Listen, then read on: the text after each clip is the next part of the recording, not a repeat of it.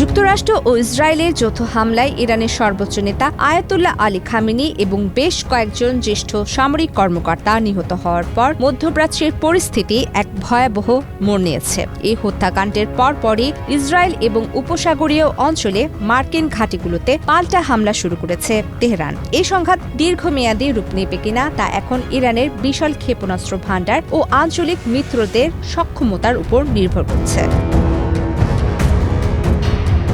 Tehran গত কয়েক দশকে তাদের ব্যালিস্টিক ও ক্রুজ মিসাইল প্রোগ্রামকে মধ্যপ্রাচ্যের মধ্যে সবচেয়ে শক্তিশালী করে তুলেছে। ইরানের সবচেয়ে দূরপাল্লার ক্ষেপণাস্ত্রগুলো 2000 থেকে 2500 কিলোমিটার পর্যন্ত পাড়ি দিতে পারে, যা অনায়াসেই ইসরায়েল এবং উপসাগরীয় অঞ্চলের যে কোনো মার্কিন ঘাঁটিতে আঘাত হানতে সক্ষম। তবে যুক্তরাষ্ট্রের দাবি অনুযায়ী এই ক্ষেপণাস্ত্রগুলো মার্কিন মূল ভূখণ্ড পর্যন্ত পৌঁছানোর ক্ষমতা রাখে না।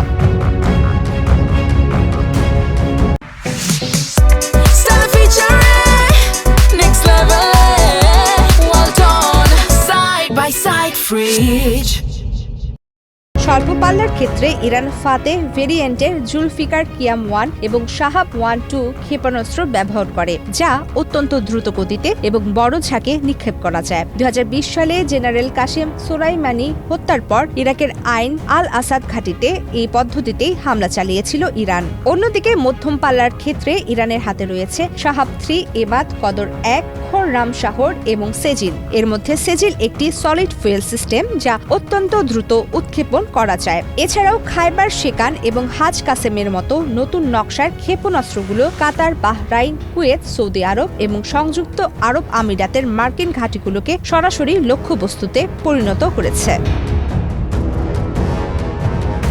ড্রোন এবং ক্রুজ মিসাইলের ক্ষেত্রেও ইরান পিছিয়ে নেই। সোমার, ইয়ালি, কুদস ভেরিয়েন্ট এবং পাভের মতো নিচু দিয়ে উড়ে চলা ক্রুজ মিসাইলগুলো রাডার ফাঁকি দিতে সক্ষম। এই ক্ষেপণাস্ত্রগুলোর সাথে ড্রোন বা ডামি লক্ষ্যবস্তু ব্যবহার করে শত্রুর আকাশ প্রতিরক্ষা ব্যবস্থাকে বিভ্রান্ত করা ইরানের একটি বড় কৌশল।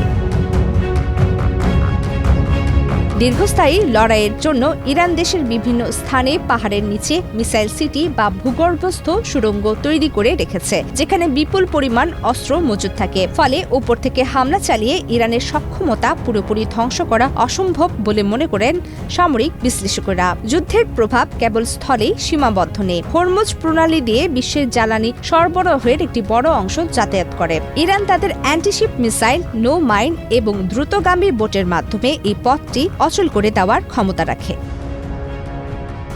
প্রমিতি কিবরিয়া ইসলাম, বাংলাদেশ প্রতিদিন।